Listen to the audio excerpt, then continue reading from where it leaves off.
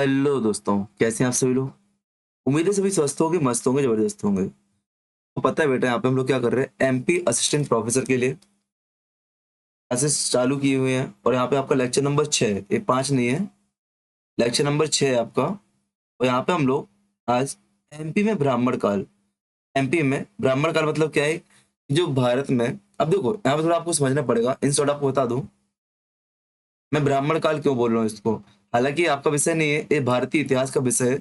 But आप कई बच्चे नए होंगे तो आपको बताना पड़ेगा इसको ब्राह्मण काल क्यों कर रहे हैं। देखो, बात हमने कहाँ से की थी बेटा, हमने इससे शुरुआत की थी। फिर हमने क्या पढ़ा था, सिंधु घाटी सभ्यता को पढ़ा था। फिर हमने सिंधु घाटी सभ्यता, फिर वैदिक काल पढ़ा था हमने, वैदिक काल, उत्तर वैदिक काल, जब पौराणिक काल, महाभारत काल एमपी में देखा था हमने। फिर हमने महाजनपद काल देखा, और साथ में हमने कल क्या देखा, अभी लास्ट में मौर्य काल देखा हमने। देखा कि नहीं। अब मौर्यों के बाद हम क्या देख रहे हैं, शुंग और सातवाहनों को हम लोग देख रहे हैं। इसको हमने ब्राह्मण काल नाम क्यों दिया, देखो यहाँ पर आप देखोगे कि जैन धर्म और बौद्ध धर्म आपको दिखेगा। क्या, जैन धर्म व बौद्ध धर्म आपको देखने को मिलेगा। चूंकि एमपी इतिहास के विषय नहीं है, इसलिए आपके लिए यहाँ पे नहीं पढ़ाया जा रहा है जैन धर्म बौद्ध धर्म। हाँ, लेकिन एमपी इतिहास में जैन धर्म और बौद्ध धर्म से संबंधित जो आपके प्रमुख स्थल हैं वो जरूर आपके पढ़ाए जाते हैं।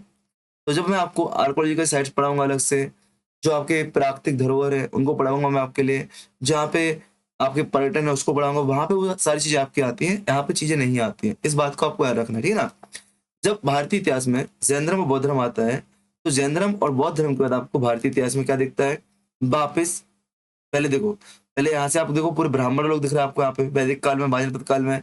लेकिन इन ब्राह्मण धर्म का पतन होता है और जैन धर्म का उत्थान होता है, बौद्ध धर्म का उत्थान होता है।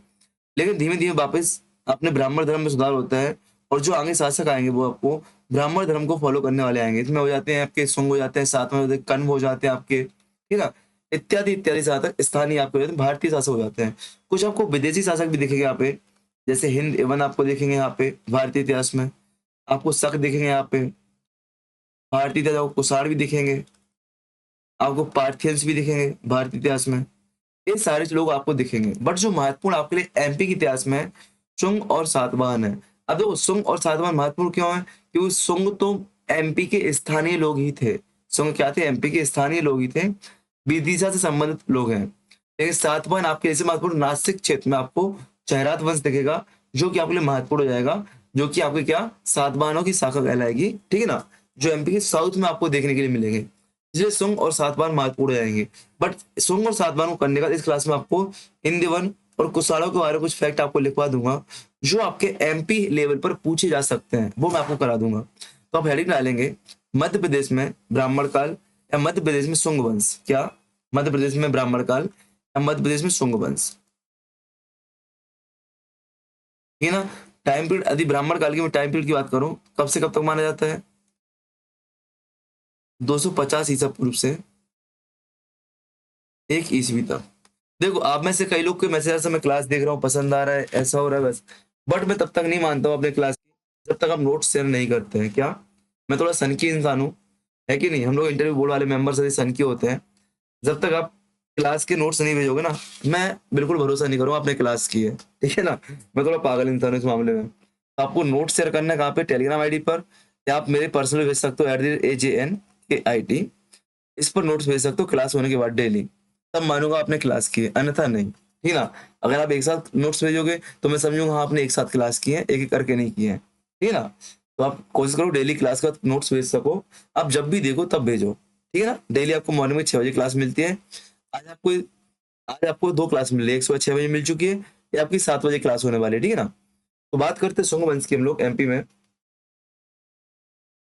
तैयार रखना, शुंग वंश के यदि संस्थापक की बात की जाए,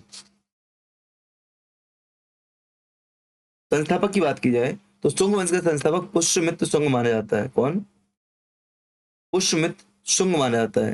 ये जो पुष्यमित्र शुंग है भाई साहब क्या थे, मगध साम्राज्य में जो मौर्य शासक थे, जो मौर्य वंश था, उसका जो अंतिम शासक वृद्धरथ, उसका सेनापति था। क्या था, वृद्धरथ का सेनापति था।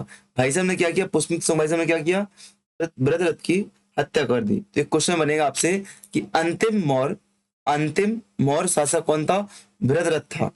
इसकी हत्या किसने की थी, इसकी हत्या पुष्यमित्र शुंग ने की थी। और क्या किया था? शुंग वंश की नींव डाली थी, शुंग वंश की नींव डाली थी। इस बात को आपको याद रखना है। यहाँ से क्वेश्चन बन सकता है, शुंग वंश का संस्थापक कौन है? पुष्यमित्र शुंग हो गया।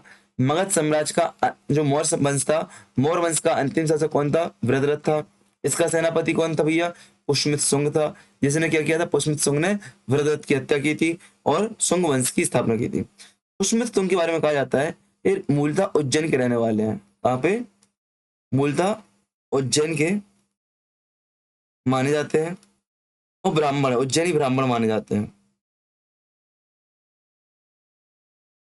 ठीक है ना? उज्जैनी ब्राह्मण था। इन्होंने अपनी राजधानी किसको बनाया? भेलसा नगर को, विदिशा को। भाई साहब ने अपनी राजधानी किसको बनाया? विदिशा, भेलसा नगर को अपनी राजधानी बनाई। किसने? पुष्यमित्र शुंग ने। इस बात को आपको याद रखना है, ठीक ना? ठीक। और साथ ही साथ इसने अपने बेटे, पुष्यमित्र शुंग का बेटा कौन था? अग्निमित्र। आपको याद होगा, आपने कालिदास को सुना होगा, कालिदास की रचना है मालविका अग्निमित्रम। कालिदास की रचना है मालविका अग्निमित्रम, जिससे हमें क्या? शुंग वंश की जानकारी मिलती है, शुंग वंश की जानकारी मिलती है, ठीक है ना? तो पुष्यमित्र का बेटा कौन है? अग्निमित्र। अग्निमित्र, अग्निमित्र को क्या किया था? इसने विदिशा का प्रांतपति बनाया था, याद है ना? विदिशा का प्रांतपति बनाया। इसकी जानकारी का स्रोत क्या हुई है? शुंग वंश की जानकारी का स्रोत देखना तो कालिदास द्वारा रचित मालविका अग्निमित्रम। मालविका अग्निमित्रम इसकी रचना है, मालविका अग्निमित्रम इनकी रचना। इस बात को आपको याद रखना है, ठीक है ना? याद रखना मालविका अग्निमित्रम में क्या है? प्रेम प्रसंग है। क्या आपकी? लव स्टोरी है। किसकी है? अग्निमित्र, जो कि पुष्यमित्र शुंग का बेटा था और आगे चलकर शुंग वंश का शासक बनता है। और आपके मालविका नामक गणिका की, मालविका नामक गणिका की रचना किसकी बेटा? कालिदास की। किसकी है? कालिदास की है। इस बात को आपको याद रखना है, ठीक है ना? ठीक। और इसी मालविका अग्निमित्रम से जानकारी क्या मिलती है कि अग्निमित्र ने विदर्भ के राजा यज्ञसेन को हराया था। विदर्भ के राजा यज्ञसेन को पराजित किया था। इस बात को आपको रखना है, ये इस बात को आपको याद रखना है। आगे और हम लोग बात करते हैं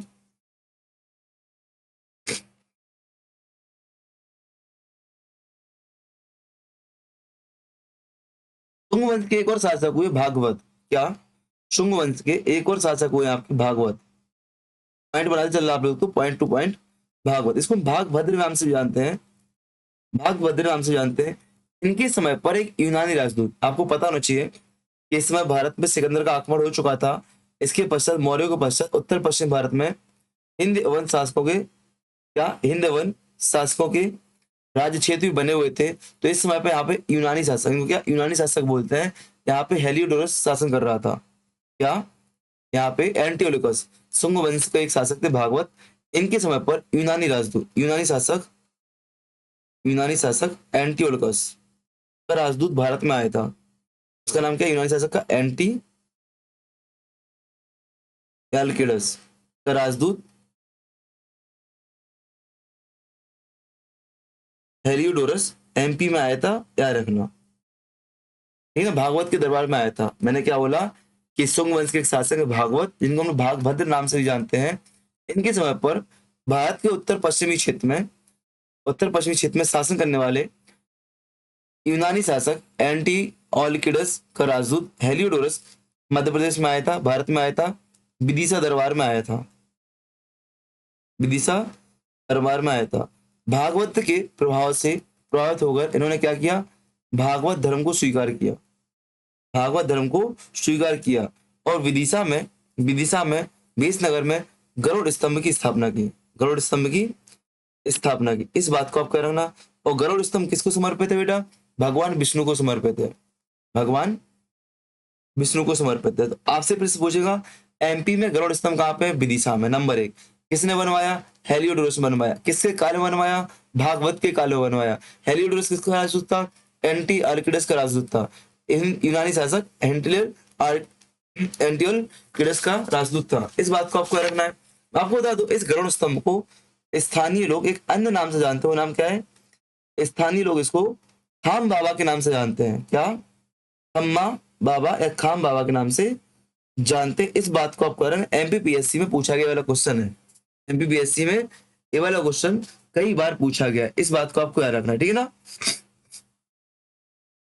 ठीक है, चलो आगे बढ़ते हैं। आगे बढ़ते हैं और एक फैक्ट देखते हैं सोमवंश के बारे में जो एमपी से संबंधित है।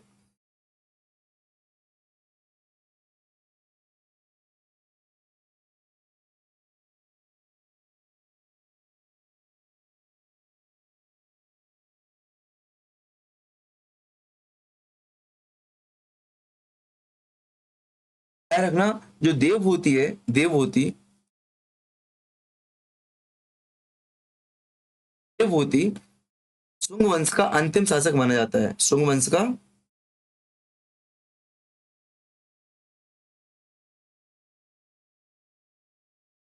अंतिम शासक माना जाता है।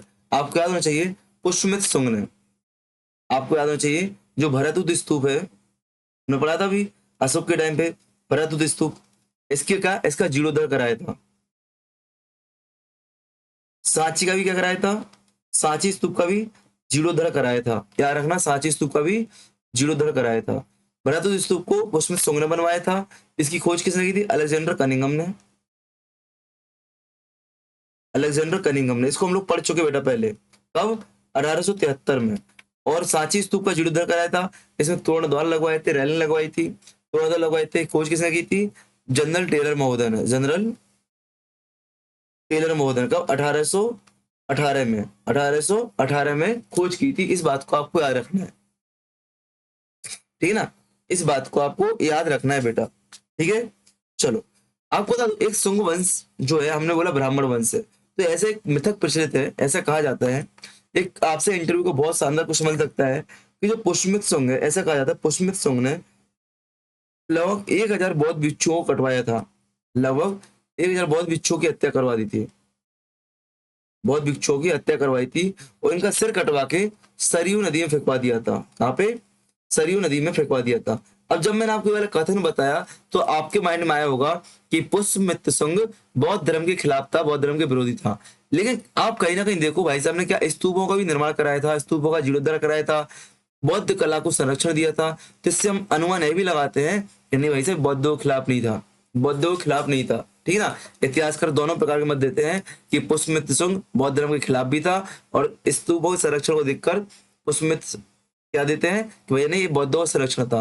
और इसकी कुछ ऐसी कहानियां भारतीय इतिहास में पढ़ो, भारतीय इतिहास पढ़ो, तो ऐसी कहानी है कि जो आपके बौद्ध भिक्षु थे, ऐसा माना जाता है कि बौद्ध भिक्षु जो आके पश्चिमी शासक थे, विदेशी शासक थे, उनके साथ मिलकर राज की जो निजी बातें हैं, राज की जो सरकारी बातें, शासकीय बातें हैं, उनको वहां पर जाके क्या करते थे? बताते थे। मतलब राज्य की चुगलखोरी कर रहे थे, जो कि राज्य के हित में नहीं था।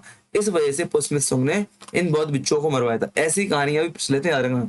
अनेक इतिहासकार अनेक बातें करते हैं, लेकिन जब कोई ऐसा मुद्दा आता है तो आपके इंटरव्यू के लिए महत्वपूर्ण हो जाता है, आपके इंटरव्यू के लिए आपके लिए महत्वपूर्ण हो जाता है। तो एमपी में आपको शुंग वंश इतना ही दिखेगा। क्या आपको एमपी में शुंग वंश इतना ही दिखेगा? इससे ज्यादा आपको नहीं दिखेगा, ठीक है ना? चलो आगे बढ़ते हम लोग।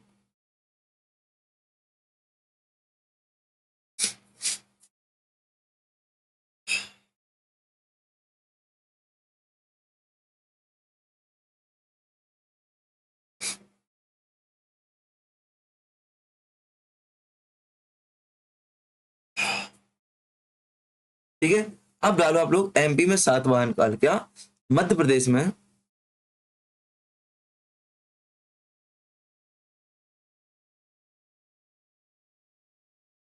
मध्य प्रदेश में सातवाहन काल, मध्य प्रदेश में सातवाहन काल आपको देखना है, ठीक है ना? तो संस्थापक की बात करें, इस वंश का संस्थापक कौन था बेटा?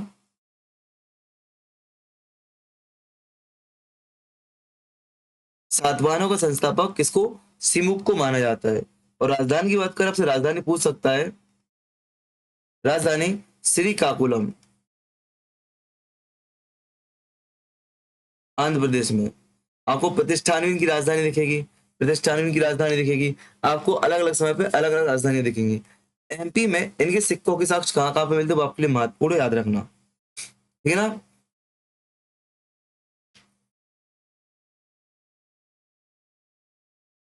एमपी में जो इनके सिक्के मिलते हैं वो आपके लिए महत्वपूर्ण है। सिक्के कहाँ से मिलते हैं, याद रखना, त्रिपुरी से, देवास से,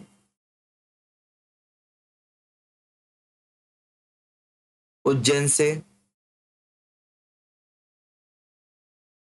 देवास से, उज्जैन से, विदिशा से, इत्यादि इत्यादि जगह से इनके सिक्के प्राप्त होते हैं। ये आपके लिए महत्वपूर्ण है, ठीक है ना। ठीक,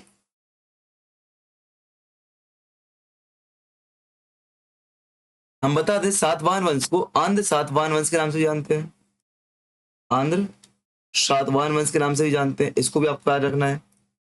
जो आपके सातकर्णी प्रथम है, जो आपके सातकर्णी प्रथम था, सातवाहन वंश का एक प्रमुख शासक था सातकर्णी प्रथम। इन भाई साहब ने पश्चिमी मालवा और अनूप क्षेत्र पर अर्थात निवाड़ क्षेत्र पर क्या किया था, कब्जा किया था। पश्चिमी मालवा व आपके अनूप, अनूप मतलब क्या, निवाड़, निमाड़, निवाड़ क्षेत्र पर शासन किया है, राज्य किया है, कब्जा किया था। इस बात को आपको याद रखना है, ठीक है ना, अधिकार किया था।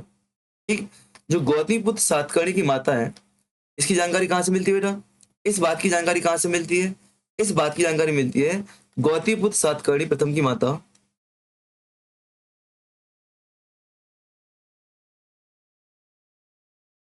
सातकर्णी प्रथम की माता कलसरी के नासिक अभिलेख से।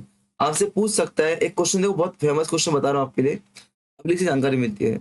एक क्वेश्चन बनता है निम्नलिखित में कौन सा अभिलेख अशोक से संबंध नहीं है, और वहां पे नासिक अभिलेख लिखा जाए तो अशोक से नहीं है, सातवाहनों से। नंबर एक, क्वेश्चन का प्रकार बता दिया। क्वेश्चन कैसे बनेगा, निम्नलिखित में कौन सा अभिलेख अशोक से संबंधित नहीं है, वहां पे नासिक अभिलेख आएगा, मतलब कि सातवाहन से, अशोक अशोक से नहीं। दूसरा, सातवाहनों की जानकारी किस अभिलेख से मिलती है, नासिक अभिलेख से मिलती है। नासिक अभिलेख किसका है, बलसरी का है। बलसरी कौन है, गौतमी पुत्र सातकर्णी की माता है, ठीक है ना, याद रखना,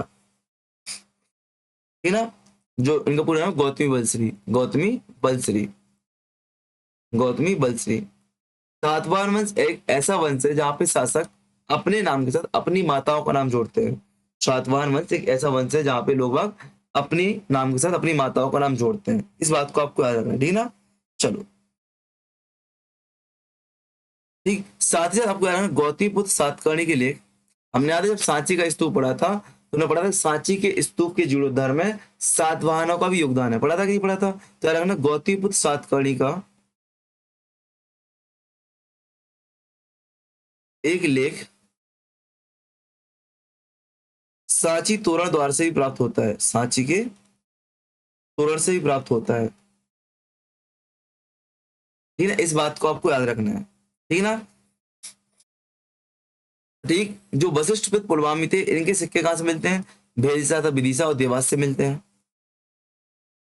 सातवाहन शासक वशिष्ठ पुत्र पुलवामी थे, इनके सिक्के क्वाइंस कहां से बेटा, भेलसा व देवास से मिलते हैं, भेलसा व देवास से देखने को मिलते हैं, ठीक है ना। आपको बता दूं सातवाहन शासक इतिहास में इसलिए महत्वपूर्ण है क्योंकि इन्होंने सब सर्वप्रथम भू अनुदान की प्रथा चालू की थी, भू अनुदान की प्रथा चालू की थी, शुरुआत की थी, इसलिए महत्वपूर्ण है, ठीक है ना। और गौतमीपुत्र सातकर्णी एक ऐसा व्यक्ति जिसने भारतीय इतिहास में सीसी के सातवाहनों ने सीसी के सिक्के आरंभ किए थे, जिस किसने किए थे, सातवाहनों ने। और सातवाहनों किस व्यक्ति ने, गौतमीपुत्र सातकर्णी ने सीसे के सिक्के चलवाए थे, है ना, सीसे के सिक्के चलवाए थे। सातवाहनों का यदि आप लोकेशन देखो इंडिया में तो आपको दिखेगा कि नर्मदा के उत्तर दक्षिण के आसपास आपको मिलेंगे, यहाँ पे आपको दिखेंगे सातवाहन। मतलब कि उत्तर भारत और दक्षिण भारत के मध्य सेतु का काम करने वाले व्यक्ति कौन है, आपसे पूछ सकता है कि उत्तर भारत और दक्षिण भारत के मध्य, उत्तर भारत व दक्षिण भारत के मध्य सेतु का कार्य करने वाले कौन से व्यक्ति हैं, सातवाहन है। कौन सी व्यक्ति बेटा? सातवाहन है। इस बात को आपको याद रखना है, ठीक है ना। और साथ ही साथ यहाँ पे आपको अजंता और एलोरा की गुफाएं मिलेंगी महाराष्ट्र में। तो अजंता और एलोरा की गुफाओं में, एलोरा गुफाओं में सातवाहनों का भी योगदान है। सातवाहनों का भी योगदान है। इस बात को आपको याद रखना है, ठीक है ना। इस बात को आपको याद रखना है, ठीक है। इस प्रकार से आपको एमपी में ब्राह्मण काल समाप्त होता है, शुंग और सातवाहन समाप्त होते हैं आपके। अब कुछ अलग से मैं आपको लिखवा रहा हूँ जो आपको टॉपिक से बाहर का है, बट कभी कभी आपके एग्जाम में पूछा जा सकता है हिस्ट्री में, तो मैं आपको बताना चाहूंगा जो आपको कुछ विदेशी से आ सकते हैं। जैसे हिंद एवन थे, हिंद एवन के बारे में कुछ बता दूं आपके लिए। तो कुषाण थे, कुषाण के बारे में बता दूं। जो शक थे, शकों के बारे में आपको बता दूं थोड़ा सा, है कि नहीं। मालव जाति जो आपकी हो गई, मालव जाति कौन थी, इससे सब मैं कुछ फैक्ट आपको बता दूं। ये आपके लिए महत्वपूर्ण है, ये आपके लिए महत्वपूर्ण है, इनके बारे में आपको बता दूं, ठीक है ना। क्योंकि यहाँ से आपको क्वेश्चन आने की संभावना रहती है। कभी कभार छोटे मोटे क्वेश्चन आपको देखने के लिए मिल जाते हैं। तो इसी क्लास में बता रहा हूँ, थोड़ी क्लास की लंबाई बढ़ जाएगी, ड्यूरेशन बढ़ जाएगी। यहाँ पे समझाने का काम नहीं रहेगा, आपको पॉइंट लिखवाना है, क्योंकि एक ऐसे पॉइंट है, ये बहुत बड़ा टॉपिक है। सब कुषाण हिंद एवन अपने आप में बड़ा टॉपिक है, बट एमपी के परिप्रेक्ष्य में बहुत न्यूनतम है। जहां से 2-3 लाइन होती है जो क्वेश्चन बन सकता है, वही मैं आपके लिए डायरेक्टली बताना चाहूंगा, ठीक है ना। एक सेकंड देना मुझे।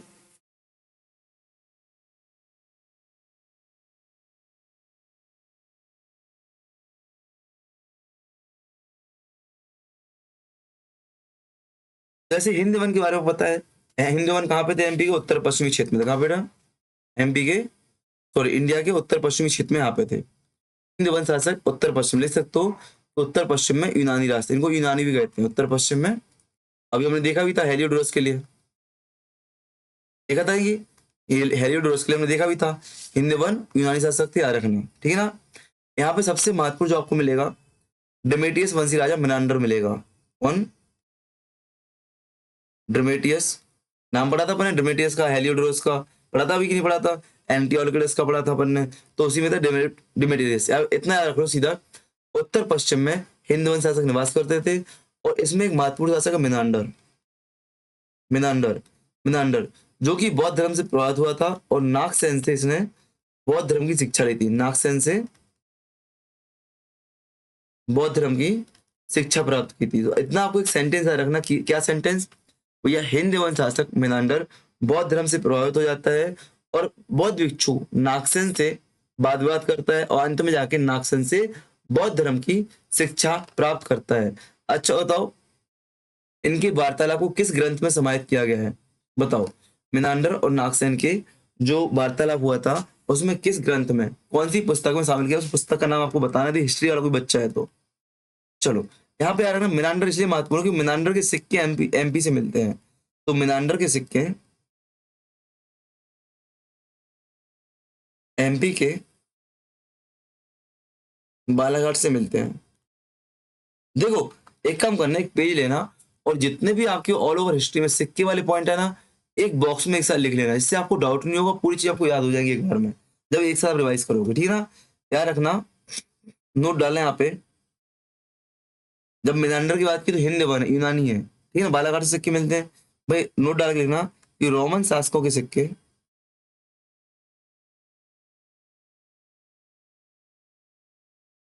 आवरा मंदसौर से मिलते हैं। आवरा मंदसौर से मिलते हैं। अच्छा, आप लोग इतिहासकार हो, असिस्टेंट प्रोफेसर बनने जा रहे हो, तो आप बता सकते हो सिक्के मिलने का मतलब क्या है? सिक्के मिलने का मतलब कि यहाँ पे उनका राज्य क्षेत्र था? नहीं। सिक्के मिलने का मतलब है अरे कम मात्रा में सिक्के मिले, तो हम ऐसा अनुमान लगा सकते हैं भैया इस क्षेत्र के लोग उस क्षेत्र के लोग से व्यापार करते थे। मतलब मैं बोलूंगा, मैं अंकित हूँ, मैं इस क्षेत्र में साम्राज्य करता हूँ, आप सुष्मिता हो, इस क्षेत्र में राज्य करते हो, ठीक है ना। तो आप यदि मेरे साम्राज्य के सिक्के आपके साम्राज्य में कम मात्रा में मिलते हैं, और आपके सिक्के मेरे में मिलते हैं, तो मैं समझ सकता हूँ व्यापारिक जो व्यापारी लोग थे, एक स्थान से दूसरे स्थान पर गए होंगे, और यहाँ की करेंसी वहां लेके आए होंगे। दूसरा, अगर मेरी टक्सल आपके यहाँ पे मिल जाए, तो हो सकता है मेरा प्रभाव आपके यहाँ पे अधिक माना जाए। मतलब इतिहास की वास्तविकता को जानने के लिए उसका प्रभाव देखना है, उसकी स्थिति को देखना है, मनोदशा को देखना है, ठीक है ना।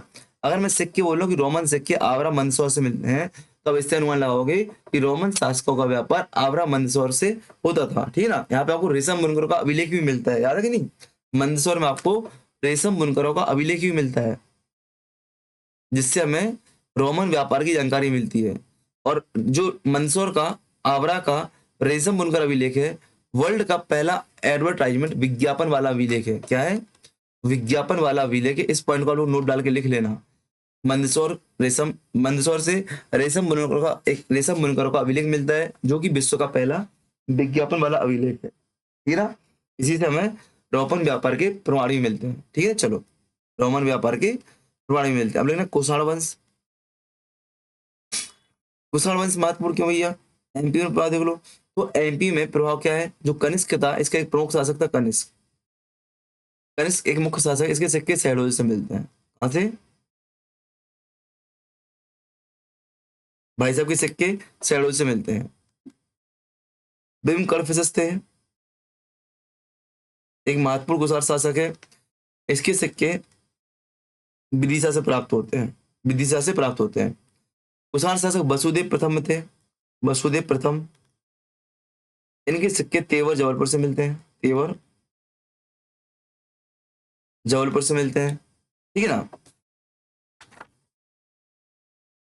इसके साथ साथ याद रखना, कुषाण वंशी भेड़ाघाट से क्या दो मूर्ति लेख मिले हैं, और साथ में बौद्ध धर्म की मूर्तियां भी आपको मिली हैं कुषाण काल की। ठीक है ना? चलो, तो यहाँ पे कुषाणों के बारे में देखा कुछ पॉइंट। यहाँ पे तो इतना महत्वपूर्ण नहीं है, इसको हम 2 स्टार लगाएंगे कि यहाँ बाई चांस आ सकता है पेपर में, बट आपको लिखवा इसलिए और करा इसलिए कमी ना रह जाए नोट्स में, और आपको लगेगा एक बार पढ़ लिया तो बाई चांस आ जाए ना कुछ नहीं। कुषाणों का संबंध एमपी से था, बिल्कुल था, बिल्कुल था। ठीक है, चलो आगे याद रखना, मालव जाति। आपने सुना होगा, आप जब भूगोल पढ़ेंगे, जब सब मालवा मालवा सुनते आ रहे तो इसका नाम मालवा, इस क्षेत्र का नाम मालवा क्यों पड़ा? अब जैसे मेरे मुंह से अब मालवा मालवा सुनते आ रहे हो, तो इस क्षेत्र का नाम मालवा कैसे पड़ा है, थोड़ा आपके माइंड में आना चाहिए। इस क्षेत्र का नाम मालवा कैसे पड़ा? इसको लोग मालवा क्यों बोलते हैं? ठीक है ना? मालवा क्षेत्र, ये मालवा का पठार क्यों कहते हैं इसको हम लोग भूगोल में, क्यों कहते हैं? तो आपको बता दूं, आप इंडिया का यदि मैप देखेंगे तो यहाँ पर पंजाब प्रांत के क्षेत्रों में, यहाँ पे आपका एमपी है, यहाँ पे आपका एमपी। जब यहाँ पे सिकंदर ने आक्रमण किया था और अन्य विदेशी शासकों ने आक्रमण किया, तो यहाँ पे एक लोकल जनजाति रहती थी, उसको मालव जनजाति कहते थे। क्या? लोकल ट्राइब्स रहती थी, इसको हम क्या मालव जनजाति के नाम से जानते हैं, मालव जाति के नाम से जानते थे, जो कि पाकिस्तान के पंजाब इत्यादि प्रांतों में रहती थी। जब सिकंदर ने आक्रमण किया और अन्य विदेशी आक्रमणकर्ताओं ने आक्रमण किया, तो इनका यहाँ पे रहना दुश्वार हो गया और इन लोगों ने यहाँ से प्रस्थान किया और एमपी के इस क्षेत्र में आके निवास करने लगे। इस क्षेत्र में निवास करने लगे, इसलिए इस क्षेत्र को नाम इसी जाति के हिसाब से मालवा कहा गया, मालवा क्षेत्र कहा गया। ठीक है ना? तो लिखना मालव जाति, मालव जाति डैश देके लिखना। क्या लिखना? उत्तर पश्चिम सीमा प्रांत से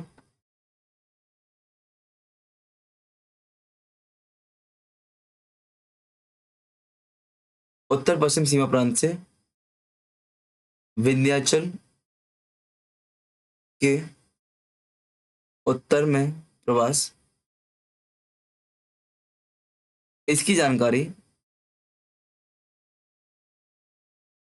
इसकी जानकारी अष्टाध्यायी से मिलती है, अष्टाध्यायी नामक व्याकरण ग्रंथ से मिलती है। क्या आप बताओगे अष्टाध्यायी किसकी ग्रंथ है? अष्टाध्यायी किसका ग्रंथ है? अष्टाध्यायी पाणिनि का। किसका? पाणिनि का ग्रंथ है। किसका ग्रंथ है बेटा? पाणिनि का ग्रंथ है। इस बात को आपको याद रखना है, ठीक है ना? इस बात को आपको याद रखना है, ठीक है ना? शकों को देखते हैं, शक कौन थे भैया?